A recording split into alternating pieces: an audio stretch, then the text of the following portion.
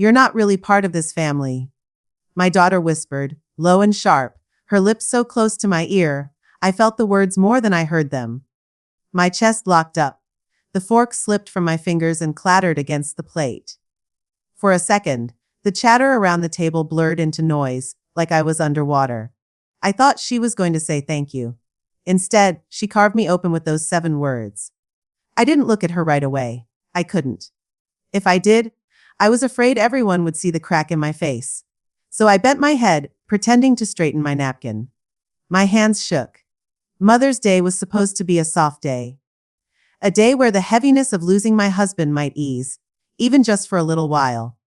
I had woken up before sunrise, moving through the kitchen with a nervous kind of energy. Eggs sizzling, pancakes stacked high, fruit sliced neatly into bowls, things he used to love.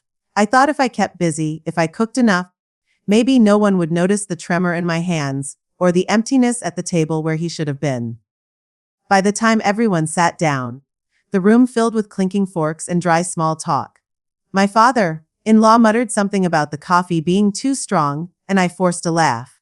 I kept glancing at Lily, my daughter, my last real piece of him. She was quiet, picking at her food, but her eyes flicked toward her grandmother every few minutes, like she was waiting for some silent cue. And then she leaned in and whispered the words that gutted me. I swallowed hard, forcing my lips to move. What? She didn't repeat herself. She just sat back, took a bite of her pancake, and smiled at her grandmother as if nothing had happened. My chest ached. I wanted to stand up, to demand answers, to shout, "Who's been telling you that?" But all I did was lift the serving tray and offer more fruit. My voice sounded far away, thin. "Anyone want some strawberries?" No one answered me. They were too busy laughing at another one of my father-in-law's stories. Inside, my stomach twisted. I kept seeing my husband's face in my mind, the way he used to grip my hand under the table during family dinners, grounding me. If he were here, Lily would never say something like that. He'd never let anyone put that poison in her head. I caught Lily's gaze for a split second. There was no softness in her eyes, only distance. I forced myself to stay seated until everyone had eaten their fill. When the plates emptied, I gathered them quickly, stacking them higher than I could carry. In the kitchen, the sound of the faucet covered the sound of my breathing. I scrubbed at each dish harder than necessary, the sponge squeaking against porcelain. Anything to drown out her voice in my ear. "You're not really part of this family."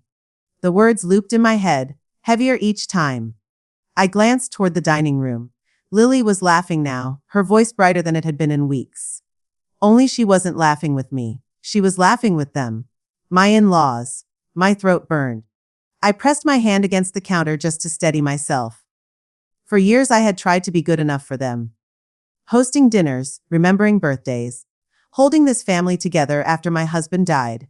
And still, I was just an outsider. When I finally turned off the water, the kitchen was silent. The others had moved into the living room.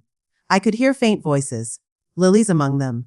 I dried my hands and walked toward the hall, careful, quiet. Her voice drifted out, clear as glass. I told her. I said she's not really part of this family. I froze. Someone, my mother-in-law maybe, gave a soft laugh. Heat rushed to my face. My heart pounded so hard I thought it might break through my ribs. I backed away before anyone saw me, pressing my palm over my mouth to stop the sob that wanted to escape.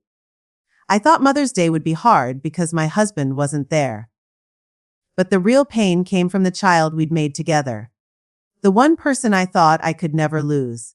And now, I wasn't sure if I already had. The morning after that brunch, I tried to act normal.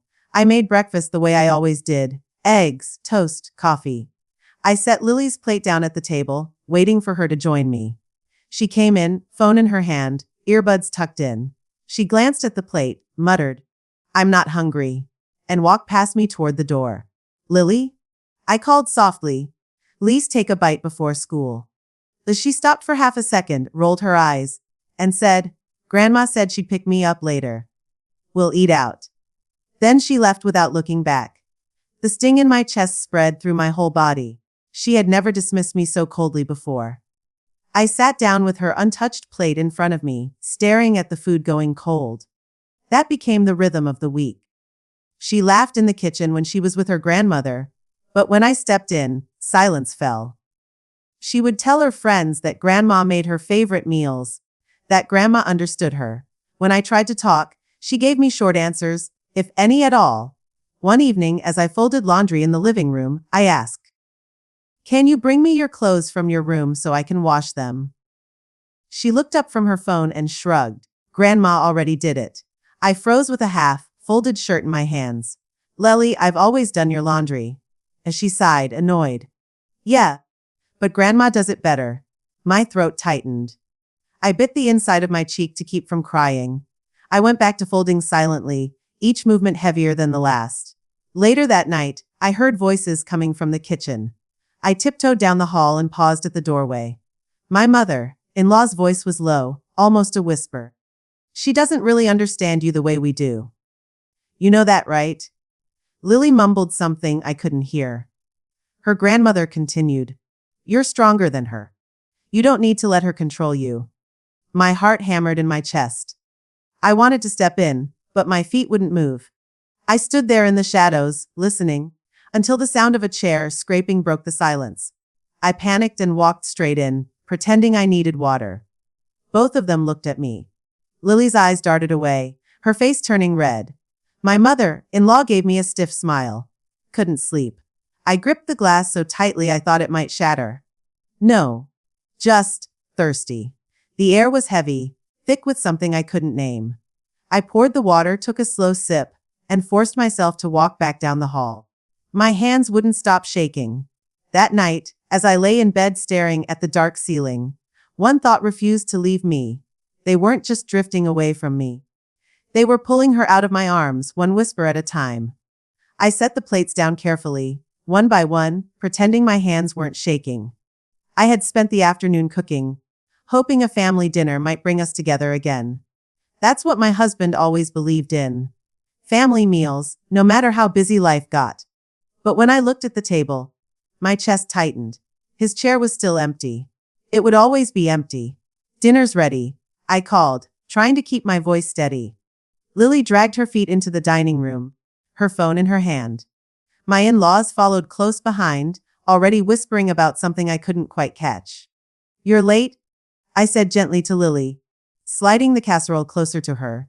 She shrugged, eyes still glued to the screen. "Grandma said it's fine." The way she said it made my stomach twist, as if her grandmother's approval meant more than mine. My mother-in-law's smile was tight as she served herself. "The roast smells different. You know, Robert always liked it with more rosemary." I forced a smile. "I did it the way he taught me." "Him," she hummed, passing the dish along without another word. My father-in-law cleared his throat. "Lily, how's school? Any new clubs? Sports?" Her face lit up. "Oh, I'm thinking of joining debate. Grandma already told me how good I'd be." They laughed together. My fork hovered in midair. When I tried to join in, Lily cut me off before I could finish a sentence. "Grandma already told me everything I needed," she said flatly, eyes never meeting mine. I swallowed hard, pressing my lips together. My husband's empty chair stared back at me. I wanted to scream at all of them, shake the table, tell them I was still her mother. But my voice refused to come. I forced myself to keep eating, every bite heavy in my throat. Their laughter filled the room. I might as well have been invisible. After dinner, I collected the plates while they settled into the living room. I could hear the television, their chatter, their laughter spilling down the hallway. None of it included me. The sink filled with water as I scrubbed, my mind racing. Was Lily right? Was I not really part of this family anymore? I dried my hands, ready to escape into my room, when I noticed Lily's backpack sitting by the counter. Something was sticking out of the side pocket. Papers folded neatly. I don't know why I reached for them. Maybe I was desperate for any piece of her world that still belonged to me. I pulled it free. My breath caught. It wasn't schoolwork. It wasn't notes. It was a letter. From a lawyer. Words blurred in front of me. Custody, guardianship, stability with biological relatives. My knees buckled, and I clutched the counter to steady myself. My in-laws weren't just whispering behind my back. They were planning to take my daughter away. The laughter from the living room grew louder, sharper. And all I could hear was Lily's whisper in my ear from Mother's Day. You're not really part of this family. See, now I understood. They were making sure of it. The paper wasn't homework. My hands trembled as I unfolded it, sitting at the edge of Lily's bed. The lawyer's letter looked so official, so cold. Words like stability and biological relatives jumped off the page, slicing through me worse than any knife could. Why do you have this? My voice came out smaller than I wanted, almost a whisper. Lily stood in the doorway, her arms crossed tight. Give that back. I held the letter closer to my chest. Lily, this isn't schoolwork. This is custody paperwork. Why do you have it? Her face hardened. The same way her grandmother's did whenever she spoke to me. Because Grandma says I should live with them. It makes sense. You're not. She stopped herself, but the silence finished the sentence. Not what? My throat burned. You're not really family anymore. The words knocked the air out of me. I tried to speak, but nothing came. She snatched the paper from my hands and shoved it into her backpack. Lily, please. Don't, she snapped, her voice sharp enough to cut. You're making this worse. You always make everything worse. She stormed out, the slam of her bedroom door shaking the walls. I sank onto the floor. My fingers pressed to my lips to keep from sobbing too loudly. My husband and I had promised each other we'd always raise her together, no matter what. He'd trusted me. And now, with him gone, I was standing alone against the people who wanted to erase me. I pulled myself up and went to the kitchen, the weight of the silence pressing down on me. The table was still cluttered with yesterday's mail, bills, coupons, junk, and now this letter. I spread the envelopes out, my eyes scanning for anything I might have missed before. My chest tightened. I couldn't keep pretending this was just tension between a grieving teenager and her mother. This was a plan. The phone rang, jolting me. I grabbed it, hoping it was Lily, but instead a calm male voice introduced himself. This is Attorney Reeves' office. We'd like to confirm your availability for Thursday's meeting regarding custody arrangements. I gripped the counter, my knuckles white. What meeting? I never. You're in. Laws have already confirmed. We just need to make sure you'll be present. I couldn't breathe. My own daughter's grandparents were trying to take her away from me, and they hadn't even bothered to tell me to my face. I'll be there, I said, though the words shook. When the call ended, I stood in the middle of the kitchen, staring at the scattered mail. My whole life was unraveling in silence and whispers, while I was left clutching scraps of paper and promises I could no longer keep. And for the first time since my husband died, anger began to burn hotter than grief. The house was quiet now, the lingering laughter and whispers having retreated into the living room like a tide pulling back. I stood in the kitchen, my hands still damp from washing dishes I didn't even want to touch, staring at the scattered envelopes and the letter that had changed everything. My chest ached, heavy with grief and fear, but beneath that, a fire was stirring, small, sharp, insistent. For years I had carried this family in my heart, even when they didn't see me. Even when my husband's absence left a void that no one could fill. I had thought that love alone could bridge the gaps, that my devotion and care would be enough.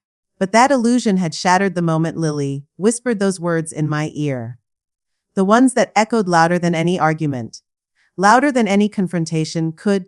You're not really part of this family. I sank onto the edge of the counter, the cold wood pressing against my thighs. My hands trembled, not just from fear but from rage. Rage at the betrayal, at the quiet undermining that had been happening around me for months, maybe years. They had been teaching her to doubt me, to see me as an outsider, while I had been trying to nurture and protect the only piece of my husband I had left. And I had let it happen, had allowed them to slip poison into her heart without noticing until it was almost too late.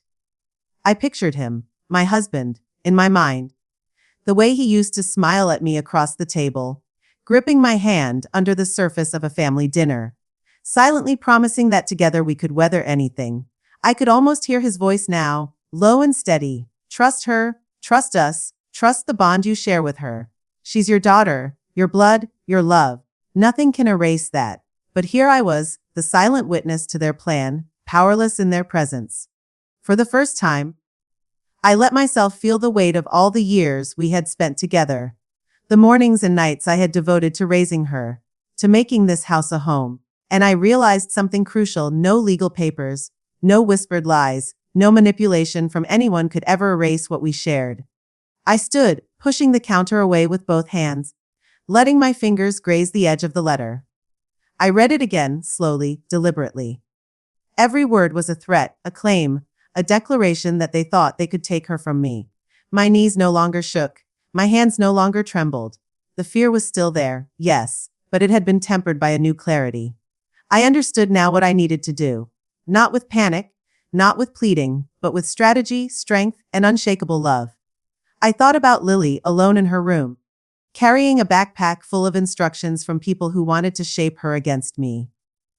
I thought about the hours I had spent preparing meals, helping with homework, comforting her during nightmares, and the quiet moments when she would lean into me, trusting me entirely.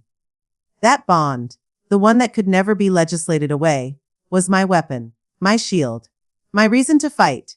I walked to the window, the evening sun casting long shadows across the floorboards. Outside, the world was still, oblivious to the war being waged within these walls. But I would not be invisible. I would not let fear dictate my actions. I would meet their whispers with truth, their manipulation with patience, their deception with love that no court, no paper, no threat could sever. For the first time since my husband died, I felt a steady pulse of determination in my chest. Not the trembling of grief, not the helplessness of loss, but the fierce, unwavering conviction of a mother who would not let her child be stolen. I would fight, yes, but I would fight from a place of clarity, of love, of the undeniable bond that had been forged long before anyone else could interfere. And in that quiet, sunlit kitchen, I whispered to myself, not in despair, not in anger, but in certainty: they can try, they can whisper, they can plan, but they will never, ever take what is mine. I am her mother. Always have been, always will be.